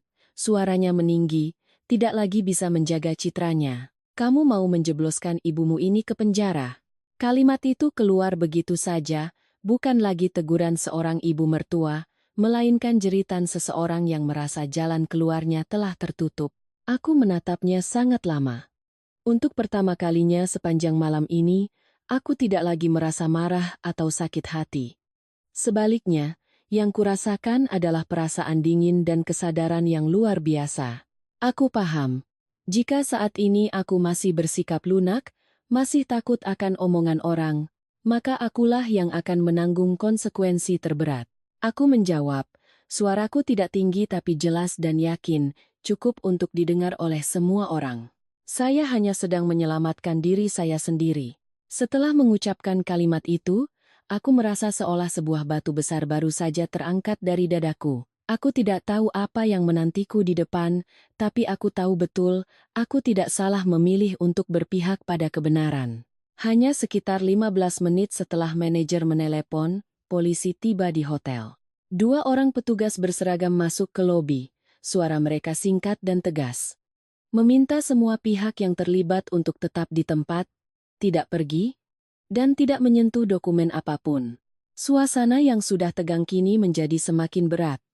Bisik-bisik perlahan mereda dan akhirnya hilang, digantikan oleh keheningan yang bercampur dengan kecemasan yang terpancar jelas di setiap wajah. Seorang petugas meminta manajer untuk bekerja sama menyediakan seluruh berkas pemesanan, tagihan, dan rekaman CCTV lobi. Staf kasir diminta untuk menyingkir, sementara layar komputernya dibiarkan menyala. Aku berdiri di dekat meja kasir, tanganku masih di atas tas, merasakan detak jantungku yang cepat tapi teratur. Di kepalaku bukan lagi ada ketakutan samar, melainkan sebuah kesadaran yang dingin. Kesadaran ketika seseorang paham bahwa segalanya telah mencapai titik akhir. Rekaman CCTV lobi diputar. Di layar, terlihat dengan sangat jelas adegan saat aku berdiri di depan kasir. Ibu mertuaku menyodorkan tumpukan kertas ke arahku. Pria asing itu berdiri mengapit di belakang, jaraknya cukup dekat untuk memberikan tekanan. Kamera juga menangkap tatapan penuh penantian dari para kerabat yang berdiri di belakang, dan tidak melewatkan momen saat aku mendorong kembali tumpukan kertas itu. Semuanya tampak berjalan lambat di layar, tapi saat melihatnya kembali, barulah aku sadar betapa terpojoknya posisiku saat itu. Seorang petugas menunjuk ke layar dan bertanya langsung pada ibu mertuaku, ibu yang melakukan pemesanan awal, benar? Ibu mertuaku gemetar sambil mengangguk, lalu buru-buru menambahkan dengan suara parau. Saya hanya ingin membahagiakan keluarga. Saya tidak menyangka akan jadi begini. Kalimat yang sangat klise, jenis kalimat yang biasa digunakan orang ketika sudah terpojok, berusaha mengaku salah sambil mencari simpati. Polisi melanjutkan dengan meminta pemeriksaan riwayat perubahan data di sistem pemesanan. Manajer membuka data tersebut. Setiap jejak waktu terekam dengan jelas. Awalnya adalah pemesanan atas nama ibu mertuaku, kemudian ada beberapa kali penambahan layanan, ruang privat, dan minuman mahal. Semuanya dikonfirmasi melalui nomor teleponnya, baru sesaat sebelum pesta dimulai. Sistem mencatat adanya permintaan perubahan nama penanggung jawab pembayaran menjadi namaku. Jejak waktu itu terpampang di layar, membuat beberapa orang yang berdiri di sekitar kami menahan napas. Semuanya terlalu jelas. Pria asing itu dibawa ke sudut lain untuk dimintai keterangan. Awalnya ia tampak kesal, bahkan sempat membantah bahwa ia hanya kenalan yang ikut acara keluarga dan tidak ada sangkut pautnya dengan pembayaran. Tapi ketika polisi menanyakan hubungannya dengan ibu mertuaku dan alasannya muncul tepat di saat pembayaran, ia mulai gugup. Setelah beberapa pertanyaan singkat, ia diminta untuk ikut ke kantor polisi guna penyelidikan lebih lanjut atas dugaan penagihan utang terselubung dan pemaksaan. Saat ia berjalan pergi, sikap arogannya yang tadi sudah lenyap. Barulah saat itu aku bisa menghela napas panjang. Ibu mertuaku kini tidak bisa lagi menahan diri. Beliau gemetar, kedua tangannya mencengkeram ujung meja kasir, air matanya mulai mengalir. Suaranya berubah total dari ketus menjadi memelas, saya hanya ingin menjaga nama baik keluarga, Pak. Saya takut malu sama kerabat, takut tidak bisa membahagiakan anak cucu. Kata-kata itu diucapkan di sela isak tangis, terdengar sangat menyedihkan jika tidak mengingat seluruh konteks kejadiannya. Polisi mendengarkan, tapi tidak menghibur ataupun memarahi. Seorang petugas menjelaskan dengan sangat jelas, suaranya datar tanpa emosi. Jika mbaknya menandatangani dokumen ini, beliau bisa menjadi penanggung jawab hukum atas seluruh biaya yang timbul, termasuk biaya yang tidak beliau gunakan. Kasus ini memiliki unsur pemalsuan nama dan pemaksaan, kami wajib menindaklanjutinya. Mendengar itu, punggungku terasa dingin. Meskipun sudah menduganya, tapi ketika mendengar langsung dari pihak berwenang, barulah aku paham sepenuhnya betapa berbahayanya jebakan yang nyaris kumasuki. Suamiku berdiri membeku di belakang. Sejak polisi datang, ia tidak mengucapkan sepatah kata pun. Wajahnya pucat, Tatapannya kosong seperti orang yang baru tersadar dari mimpi buruk. Aku menatapnya, tidak lagi dengan amarah. Aku mengerti, ini adalah pertama kalinya ia benar-benar sadar bahwa masalah ini telah jauh di luar kendali, jauh melampaui pemikiran sederhananya bahwa ini hanyalah urusan keluarga yang bisa diselesaikan dengan obrolan. Para kerabat mulai membubarkan diri. Mereka yang tadi ikut menimpali, yang melontarkan kata-kata menyakitkan padaku, kini diam-diam menghindari tatapan polisi, manajer, dan juga tatapanku. Tidak ada lagi yang berani membela ibu mertuaku. Keheningan mereka bagiku lebih jelas daripada permintaan maaf manapun. Polisi membuat berita acara pemeriksaan, BAP, awal di lobi, mencatat seluruh kejadian, mengamankan dokumen terkait, dan meminta semua pihak untuk bekerja sama dalam penyelidikan lebih lanjut. Sebelum pergi, seorang petugas menyampaikan kesimpulan sementara. Kejadian ini memiliki indikasi penipuan, pemaksaan, dan pemalsuan nama yang perlu didalami lebih lanjut. Kalimat itu menutup sebuah malam yang tidak akan pernah kulupakan. Aku berdiri di sana, memandangi lobi hotel yang kini sudah sepi. Lampu masih seterang tadi, tapi suasananya sudah sama sekali berbeda. Aku menyentuh kalung di leherku, merasakan detak jantungku yang perlahan mulai normal. Saat itulah aku benar-benar sadar bahwa aku baru saja lolos dari sebuah bencana besar. Bukan karena keberuntungan, melainkan karena kewaspadaan di saat yang tepat, dan karena ada seseorang yang berani menyuarakan kebenaran. Pesta Lebaran itu tidak berakhir dengan tawa atau ucapan selamat, melainkan dengan sebuah berita acara yang terjilid rapi dalam map. Lembaran kertas putih dengan tulisan hitam yang dingin dan lugas.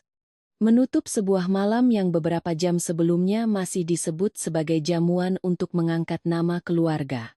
Ketika polisi pergi, lobi hotel kembali tenang seperti sedia kala, tapi bagiku, segalanya telah berubah.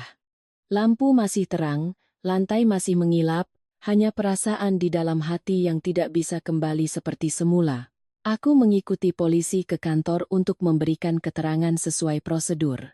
Dewi menemaniku. Ia tidak banyak bicara. Hanya duduk diam di sampingku.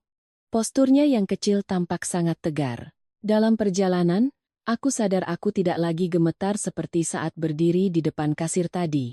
Mungkin karena ketika segalanya sudah terungkap, ketakutan terbesar pun kehilangan tempat untuk bersembunyi. Aku menceritakan kembali seluruh kejadian dengan perlahan. Dari telepon yang mendesakku mudik, makan sore di hari kedua Lebaran, hingga momen saat tumpukan dokumen itu disodorkan kepadaku. Setiap detail dicatat, tanpa ditambah atau dikurangi, persis seperti yang terjadi. Ketika aku meninggalkan kantor polisi, hari sudah larut malam, angin malam berhembus pelan, membawa hawa dingin khas awal tahun. Dewi yang berdiri di sampingku berbisik pelan, "Untung Mbak waspada." Aku menatapnya. Hatiku diliputi perasaan yang sulit dijelaskan. Jika malam ini tidak ada dia yang mengenali kalungku, tidak ada peringatannya yang tepat waktu, tidak ada keberaniannya untuk maju dan mengatakan yang sebenarnya, aku tidak berani membayangkan nasibku. Ada kerabat dekat yang seumur hidup pun tidak akan melindungimu, tapi ada seorang sepupu jauh yang kau kira asing, justru muncul di saat yang tepat untuk menarikmu dari tepi jurang. Beberapa hari setelahnya, cerita itu menyebar dengan cepat di kalangan kerabat, tanpa perlu ada yang menceritakannya. Fakta bahwa polisi turun tangan di malam Lebaran sudah cukup untuk membuat semua orang paham betapa seriusnya masalah ini. Nama baik yang coba dijaga oleh ibu mertuaku dengan sebuah pesta mewah, runtuh hanya dalam semalam. Orang-orang yang tadinya ikut menimpali, yang melontarkan kata-kata yang membuatku sesak napas, tiba-tiba menjadi diam. Tidak ada lagi yang menelepon, tidak ada yang mengungkit pesta malam itu. Seolah semua orang diam-diam mengakui bahwa ada hal-hal yang lebih baik dibiarkan berlalu dalam keheningan. Ibu mertuaku harus menghadapi proses penyelidikan sesuai aturan. Aku tidak merasa senang, juga tidak merasa puas. Di dalam hatiku hanya ada rasa lelah. Lelah karena menyadari bahwa hanya demi gengsi, demi keinginan untuk tidak kalah dari orang lain, beliau tega mendorong menantunya sendiri ke dalam situasi yang begitu berbahaya. Lelah karena paham bahwa ada orang-orang yang ketika sudah dibutakan oleh rasa takut kehilangan muka, tidak akan lagi bisa melihat batas antara benar dan salah. Suamiku meminta maaf padaku dalam diam. Tidak ada janji-janji besar, tidak ada pembelaan yang panjang lebar, hanya sebuah permintaan maaf yang sangat lirih. Pada suatu malam, ketika kami duduk berhadapan tanpa ada orang lain, aku mendengarnya lalu mengangguk. Aku tidak memarahinya. Juga tidak bertengkar, tapi di dalam hatiku aku tahu, ada kepercayaan yang sudah retak dan tidak akan bisa kembali utuh seperti semula. Keheningannya di momen krusial itu adalah sesuatu yang tidak akan pernah kulupakan. Sekeras apapun aku mencoba. Aku tidak menceritakan kembali kisah ini untuk menyalahkan atau menghakimi siapapun. Aku hanya merasa sedih untuk sebuah keluarga, di mana momen Lebaran yang seharusnya menjadi waktu untuk mendekatkan diri, justru menjadi ajang untuk saling membandingkan, saling berhitung, dan pada akhirnya, saling menyakiti. Ada harga yang harus dibayar yang tidak bisa diukur dengan uang, melainkan dengan retaknya hati. Aku bertemu kembali dengan Dewi beberapa hari kemudian. Kami duduk di sebuah kafe, membicarakan hal-hal yang sangat biasa, seolah malam Lebaran itu hanyalah sebuah badai yang telah berlalu. Aku berterima kasih padanya, bukan dengan kata-kata indah, melainkan dengan ketulusan. Ia tersenyum dan berkata bahwa ia hanya melakukan apa yang menurutnya benar. Aku menatapnya dan berpikir, terkadang orang yang menyelamatkan kita bukanlah orang yang paling dekat, melainkan orang yang cukup jernih pikirannya dan cukup berani untuk menyuarakan kebenaran. Malam itu, ketika kembali ke rumah, aku melepas kalungku dan menggenggamnya erat. Kalung itu masih di sana, dingin dan familiar, seperti sebuah pengingat. Aku meletakkannya di atas meja, duduk terdiam sangat lama. Aku tidak berjanji pada diriku sendiri hal-hal besar, hanya berjanji untuk hidup lebih waspada, untuk tahu kapan harus berhenti, dan untuk memiliki keberanian mengatakan tidak saat dibutuhkan. Sebuah jamuan Lebaran yang tadinya hanya untuk pamer, pada akhirnya justru menelanjangi keserakahan dan harga yang harus dibayar.